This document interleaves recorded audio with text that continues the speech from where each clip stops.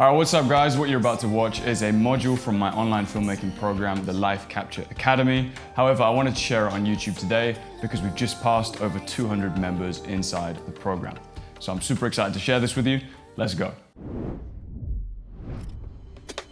Alright, so the other day, me and a couple of mates traveled up the coast to meet our friend Frank, who took us out on his boat for the day. I brought my GoPro along and was filming a little bit here and there on the side, and have now made an edit out of that footage that hopefully you think pops. So we're gonna watch that right now, and afterwards I'm gonna take you inside the edit and show you 3 hacks that are gonna help add some bang to your videos. I'm chasing after a feeling inside of me, extreme vertigo.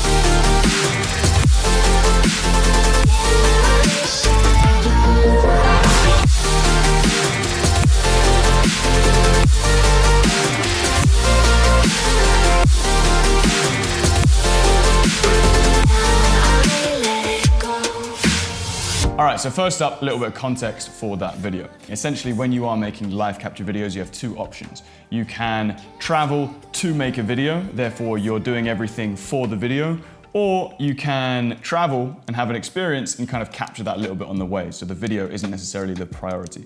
In this case, I chose option number 2 and really wanted to just enjoy myself as much as I could and get the bare minimum footage. Therefore, I brought the GoPro Hero 9 with me rather than any fancy DSLR and was just filming with that. I can't detach my tail.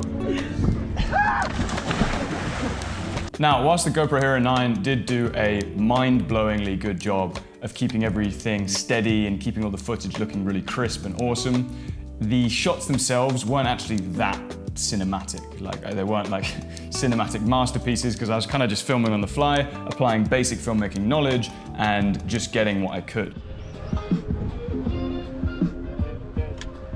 Therefore, I knew that most of the pop in this video was gonna come out of the edit rather than the shots themselves. All right, so we're on the computer, we're on Premiere right now, and there's a couple things to clear up first. Number 1, this version of the video does not yet have color grading, so some of the footage might look a little bit different. And number 2, I am sweating. It is absolutely boiling. It is the middle of July in Barcelona, Spain right now, and I don't have any air conditioning on because I want the audio for this video to be good. So you're welcome. All right, so the first hack is something that I call reactive music cutting. So I teach a lot about cutting to the music. You'll see a lot of my videos, most of the shots are in time to the beat of the music. However, if you really want to make your videos pop and you really want to add that extra kind of dynamicness to your video, you're going to have to do more than just cutting to each beat of the music. So you'll see in my edit here that a lot of the shots are not the same length at all. You'll see in this section there's a lot of shortcuts. Around here there's quite a few long cuts, and this is because I'm continuously reacting to the music. I'm not only reacting to the beat, I'm also reacting to rhythm changes as well as sounds in the music as well. So let me show you exactly what I mean. So we're gonna go to this section of the video here where we're kind of getting back on the boat and it's just before the drop of the song. So let's watch this.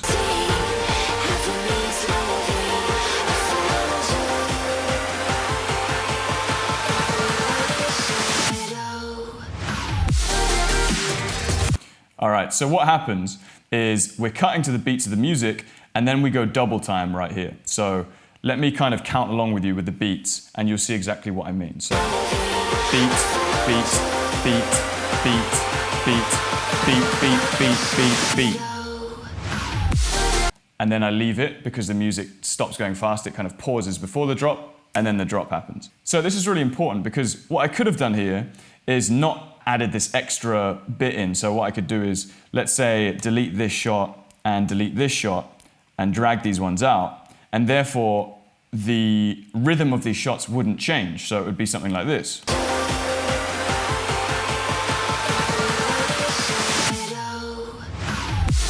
Now, it doesn't look bad, it's okay, it still kind of works. However, the fact that I've sped up those shots just before the drop really makes a big difference. Now, the second example I wanted to show you right here is reacting to a sound in the music. So this is using a speed ramp rather than a cut, which I'll get onto in just a second, don't worry about that. But look at this backflip shot. So what happens is the shot starts at full speed. So I'm doing my backflip and it's just going at normal speed, so it's really fast, obviously. And then halfway through the air, it slows down. And the reason I did that is because the music makes this noise that makes it sound like it's going in slow motion. It goes da-da-da-da-doo. Listen to that part of the music. So it goes da-da-da-da-doo. One more time. That part right there. What I wanted to do is react to that sound in the music. So I slowed down my backflip in that moment to try and make it seem almost as if the track was made for this video. That's the kind of ultimate mindset that you want when you're doing reactive cutting to music, is that you want to kind of almost fool the audience into thinking, wow, this video has like a custom soundtrack because everything just matches perfectly. Just before we get onto hack number 2, you might be wondering where I got the background music that I've been using throughout this tutorial. You know, the music that's playing right now. I got it from today's sponsor, which is Filter. Filter is an awesome music database with a ton of music that you can use in your videos with a twist. And that twist that makes them different from the other music database sites is that they are free. Okay, how is that possible? Let me explain. If you are not yet at the point where you're monetizing your videos on YouTube, for whatever reason, all of Filter's music will be free for you to use on your YouTube channel. This is because they will essentially be collecting any revenue that you make on your videos. However, if you are already monetizing your YouTube videos and are making more than $15 per month from your YouTube ad revenue, then you can simply pay for their personal plan. What that means is you'll be paying $15 a month to Filter, and then they will not monetize any of your videos and you will keep all of that revenue for you. So it's a really great way to save money when you're starting out. You can use all free music on your videos, and then let's say further down the road you start making enough money to monetize them where it's worth it to then pay that $15 a month to then be collecting all of your ad revenue yourself. If you want to sign up right now and start getting free awesome music in your videos, head to that link in the description. All right, let's crack on with hack number 2. All right, so as I mentioned, when I was doing that backflip, I speed ramped the clip, and that is exactly what hack number 2 is, speed ramping. Speed ramping is one of the greatest tools, in my opinion, to add this kind of pop, this flair, this bang, whatever you want to call it, to your videos. So let's get into why with some examples. So the first one is going to be in the intro of the video. I use speed ramping to link shots together. That's just one of the uses of speed ramping. So you'll notice that shots will go fast and then slow down. The next shot will start slow and go fast, and then the next shot will start fast and go slow. So I'm always bridging the two shots together using speed to link them together. So let's look at this. So this one starts fast and slows down. So if we get into this, you can see that right here it's at 40%. And here it is at 125%, I think it was. So I've actually sped it up a little bit to make this camera movement slightly faster as we go over the boat here. And then when it focuses on my friends, it slows right down to 40%, which I can do because this is a 24 frames per second timeline, and I shot all of my footage in 60 frames per second. This one goes fast, slow. This only slows down right at the end of this clip. And the other one with Frank here starts at 40% and then speeds back up to 100%. And then this one starts at 100% and then goes down to 40%. And you'll notice again, going back to hack number 1, we're reacting to the music here. So as the speed goes down, the music is going, and it literally sounds like it's a slow motion sound effect. So let me play you those 3 shots together and you get a sense of how to link shots together using speed ramping.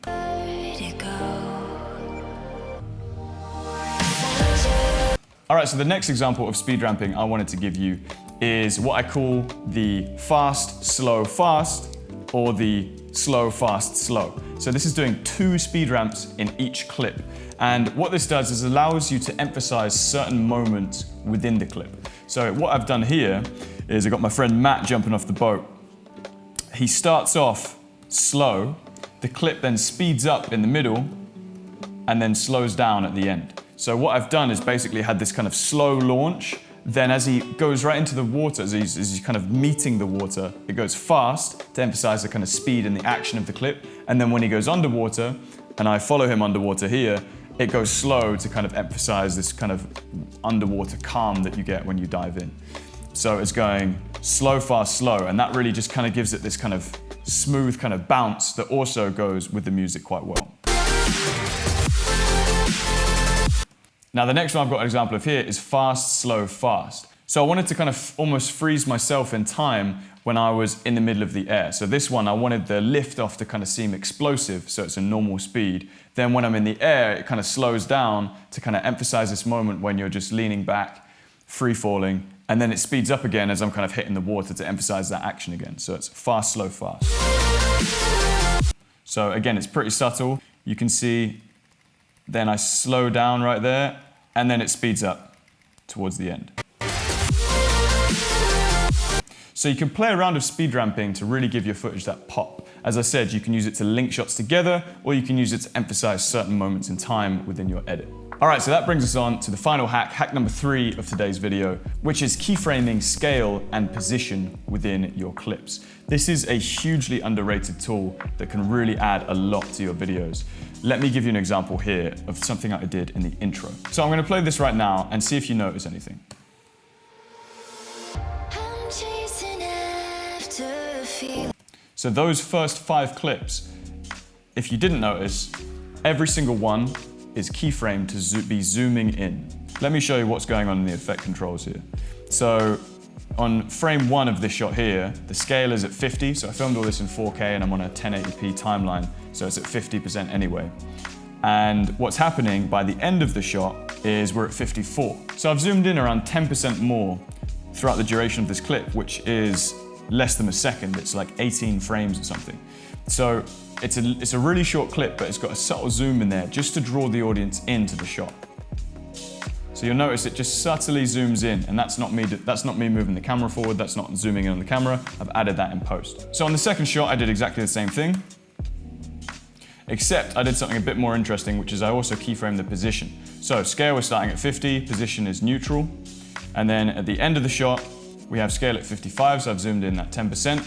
And also you notice the position has changed, and I actually positioned the shot to be more up towards the sky in the right-hand corner. So you'll see we're zooming in, but we're also zooming in to the right-hand corner. And I did that to emphasize kind of as if the audience were looking out the window up at the sky, because the song is kind of about freedom and this feeling. So let's watch these 2 shots together. And it kind of matches as well, because then I've got the shot of myself looking out the window, and the fact that this is kind of looking out and up at the sky just reflects what's going on in the next shot. So those 5 shots really serve to we're literally zooming in, we're drawing the audience into this intro, and it just helps them kind of be into the video, wondering what's going to happen next. The next effect I wanted to show you with keyframing the scale and position of clips is this one here, which I've done a vertigo effect in. So I started it zoomed in at 65, and then as the shot moves forward, I zoomed it out to 50. What this does is, because the GoPro is moving forward pretty quick, it gives this vertigo effect. And what I've done is obviously paired that with the speed ramping, and let's see if you notice. So the clip kind of warps slightly, as if the edges are kind of wrapping around, and it's a really great effect to add, especially before a drop. All right, so the last use of this keyframing I wanted to show you is zooming in to emphasize an action. So what I've done here is, in this clip, I've zoomed in on the trick. So it started off at 55 and it zooms in to 60 at the end. So it only zooms in a little bit, like 10%, but that really does just add something to the clip. So first up, let's play it without this keyframing here on the basic version. So it's really quick, but I'll show you one more time. It looks cool, it's a backflip, obviously. But here, with the keyframing, you can kind of tell the whole clip is zooming in slightly. The whole clip is bringing us in slightly. And that just leads really nicely into that next clip and just kind of emphasizes it a bit more. So those are the 3 hacks that are going to really help add that pop to your videos. As you can see, it's not like just on one clip you're going to use some keyframing and that's it. It's like on the majority of the clips, you're doing something. You may be speed ramping, you may be keyframing, you may be cutting that clip specifically to the music or to build a certain narrative, but each clip kind of has a purpose within your video, and you're always making it do something a little bit extra. All right, so I really hope you enjoyed that Life Capture Academy module. If you want to upgrade your videos and learn how to capture your life cinematically, there is a ton more techniques, skills, drills, and mindsets inside the free training, which is down there in the description. And no, it's not a bunch of wishy-washy fluff and then I sell you a course at the end of it. It's real actionable stuff that you can watch and then implement that day. It's full of great stuff and it's had a ton of really positive feedback so far from those who have watched it. And again, I'm super pumped that we're over 200 people right now inside the Life Capture Academy. Here's to many more. And until next time, keep filming. Bye-bye. I'm gonna take a shower.